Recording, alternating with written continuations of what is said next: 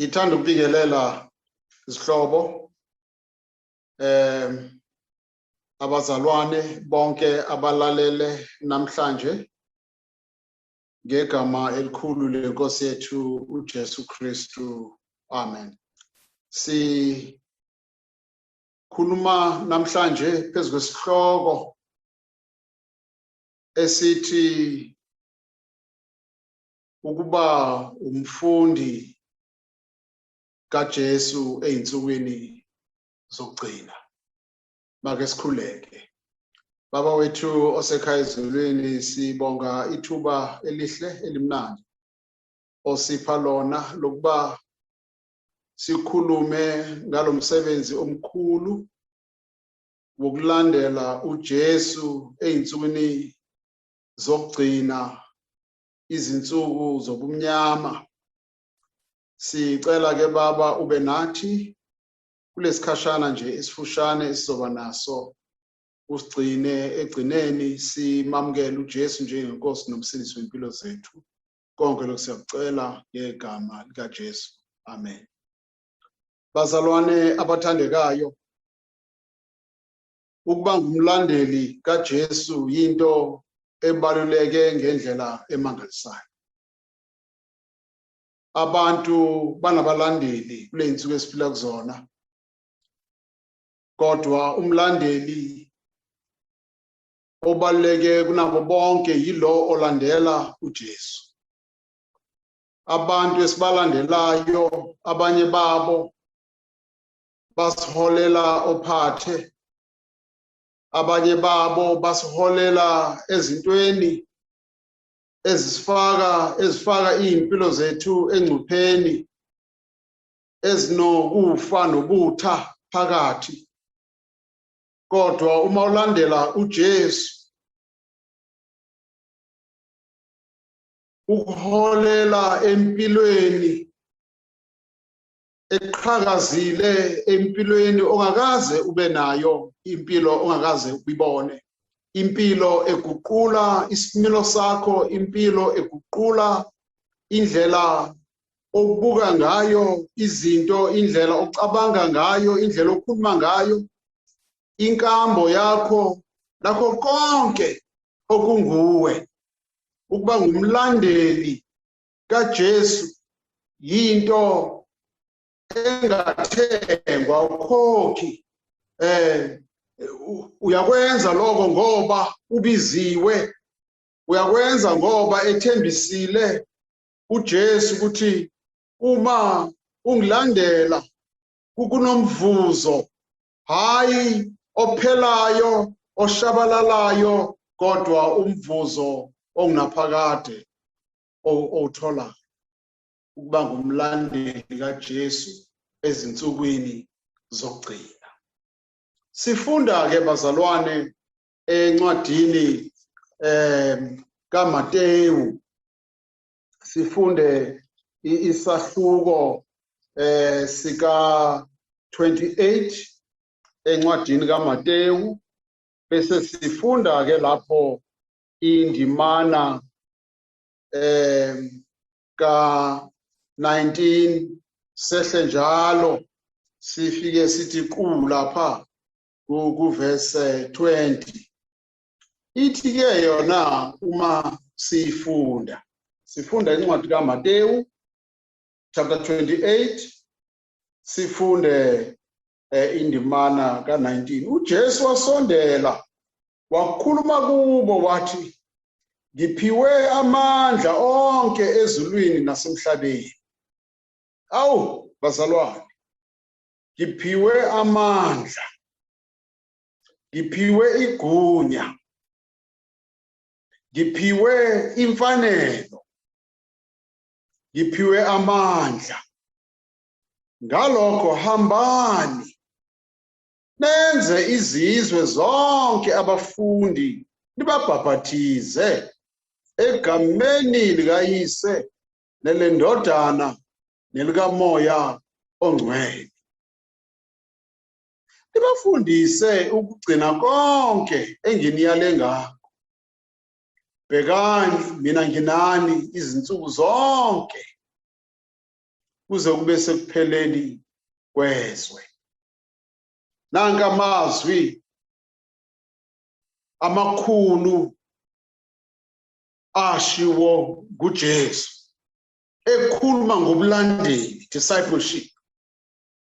Mhlawumbe ngakuhle ke bazalwane sibheke ukuthi ke umlandeli, umfundi uyini na? Ukuze ube ngumfundi kaJesu, yiziphi izithako okumele ube nazo na? Yiziphi izinto okumele uzenze ukuze ufaneleke ukuba ngumfundi kaJesu? Okokuqala, ngikhuluma ngezinto ezintathu okumele ube nazo. Eyokuqala, kumele wamkele ubizo. Umfundi ngumuntu obiziwe. Kumele wamkele, accept the calling. Ubizo uzomele uligaqele, embrace it, ulamkele ubizo. Uma ulamkele ubizo, chaza ukuthi already uyagunyazwa ukwenza lokhu okufunwa yilobizo. Okokuqala, kumele wamkele ubizo. Ungavele wenze nje ubizo ungazange ulamkele. Okokuqala ke lo. Okwesibili, kuzomele uvume ukulolwa, ukuqeqeshwa, ukulungiselelwa. Kubalekile ke lo. Be prepared, be willing to be equipped. Ukuze ke manje ke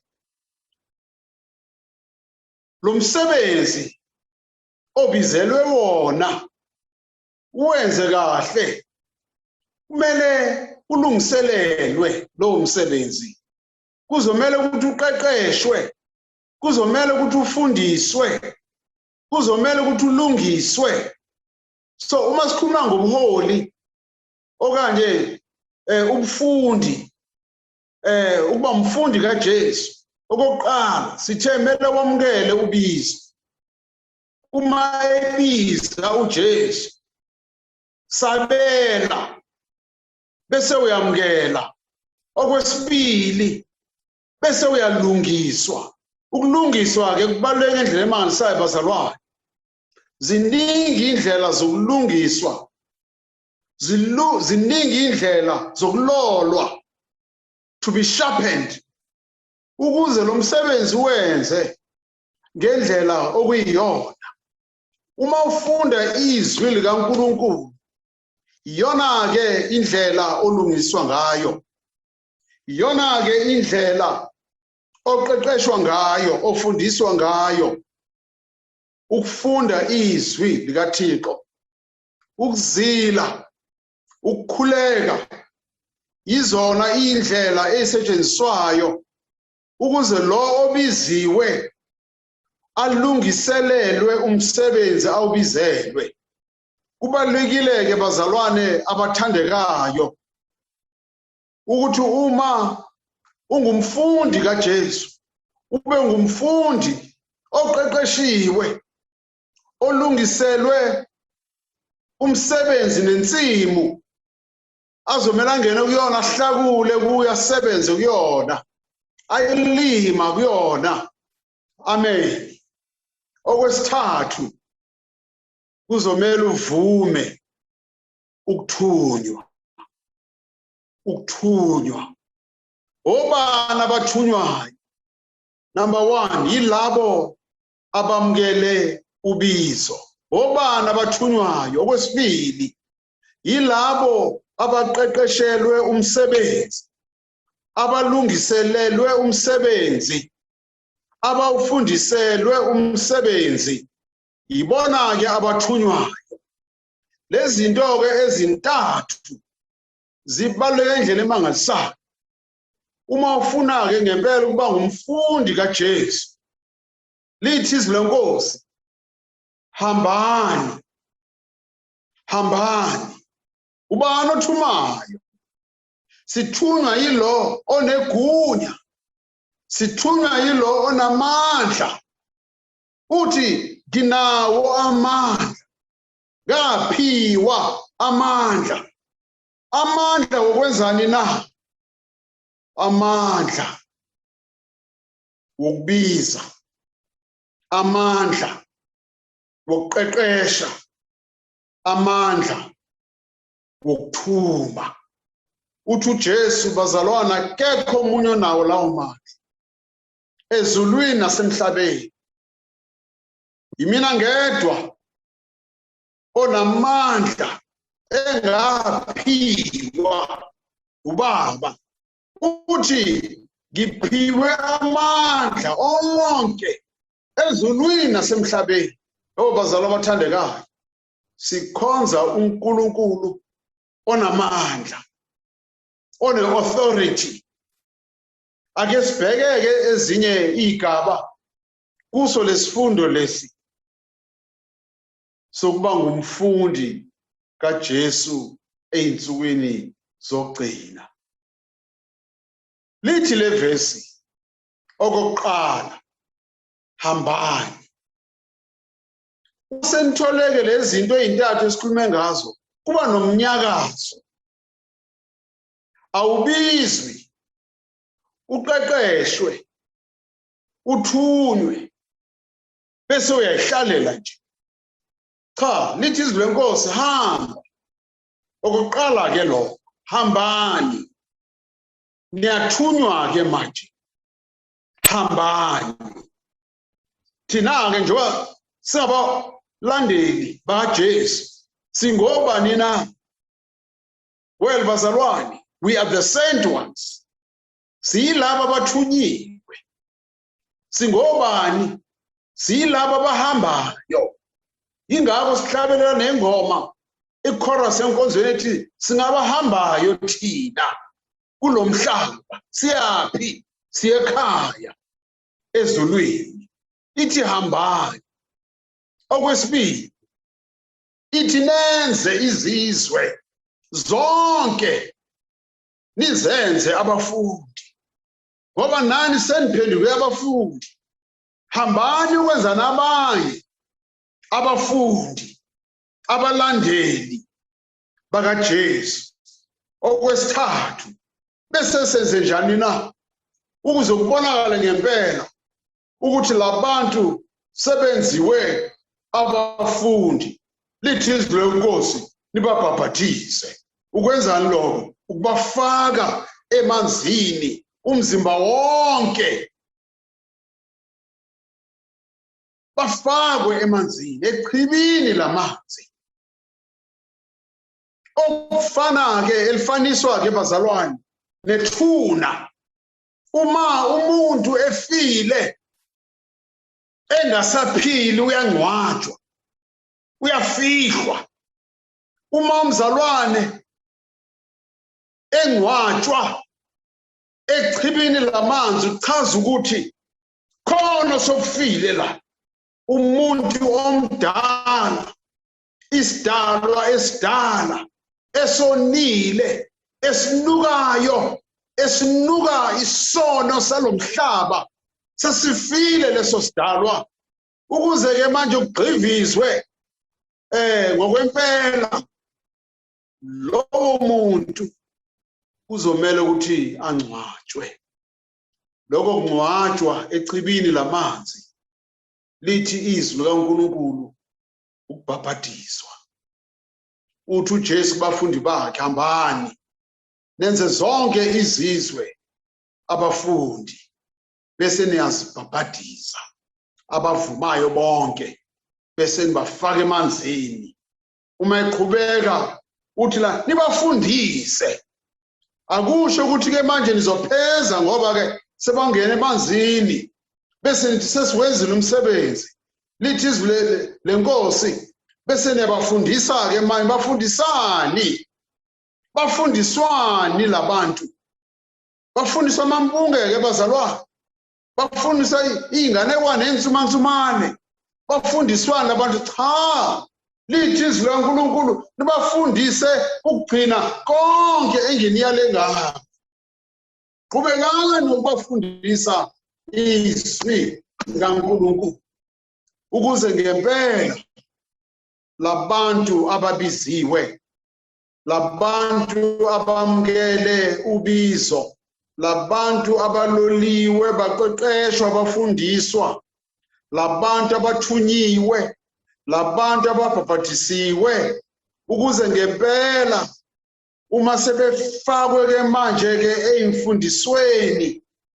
zani zezwi likabani likaNkulunkulu ophilayo labo bantu bame sokuthi makuvela iphepho nezivunguvungu babe nezimpande ezijulile ezwini likaThixo bame baqine labo bantu bangapheshulwa imfundiso edlulayo bangapheshulwa imimoya edlulayo yeinsuku zokugcina o2021 bame baqine labo bantu ngoba bangabafundi bakaJesu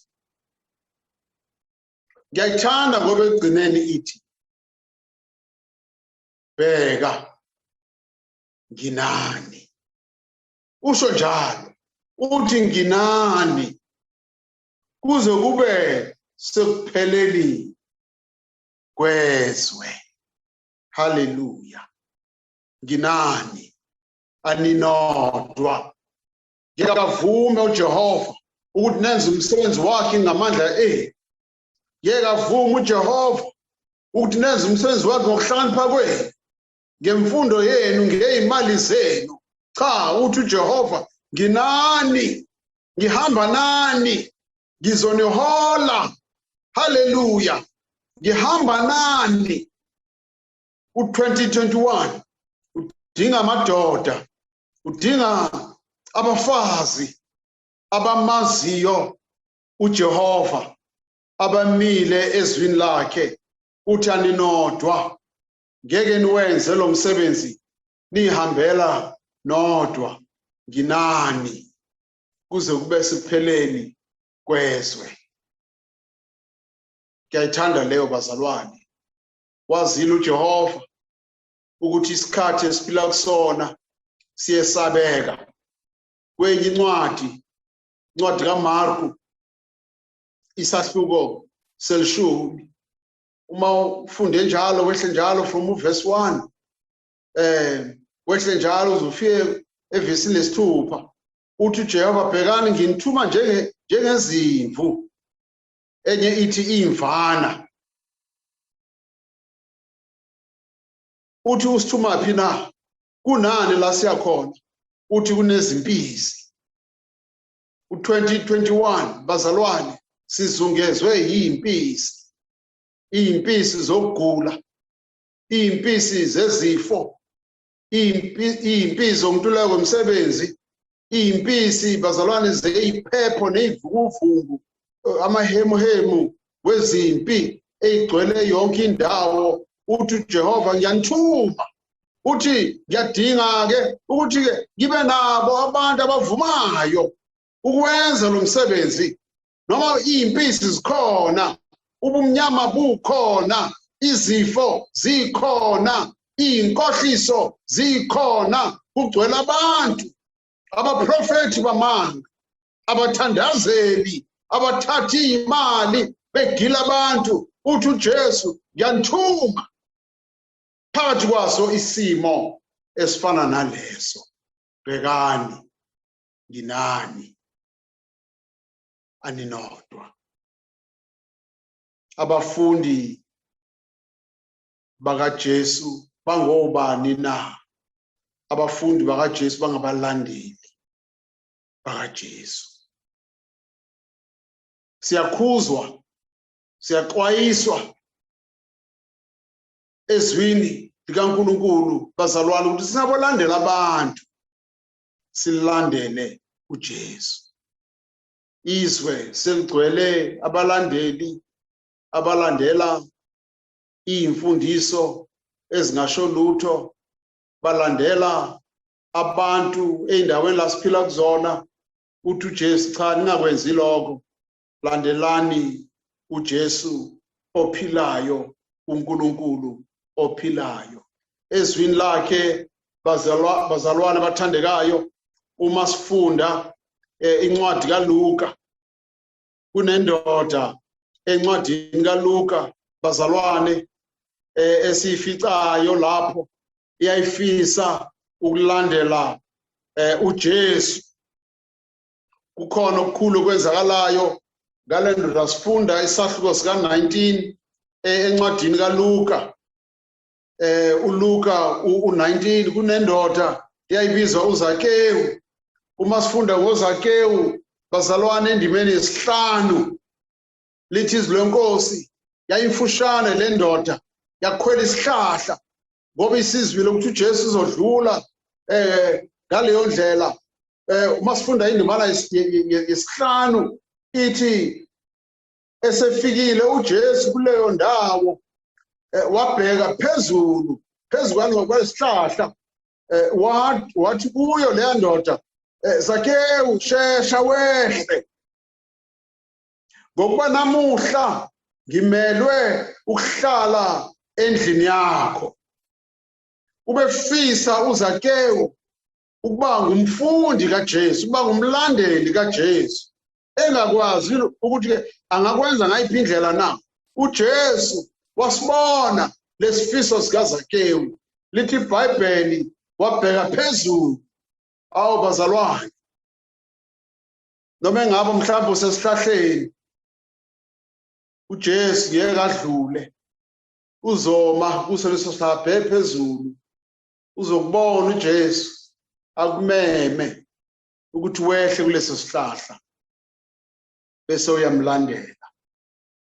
uZakewu bazalwane wehla kuleso sihlahla walandela uJesu, waphenduka umfundi kaJesu. Noma egxekwa ngabantu, abantu bekhuluma ngaye bethi uyisoni, uJesu wathi lo uyindodana kaAbrahamu, naye ngizele abafana nanaye.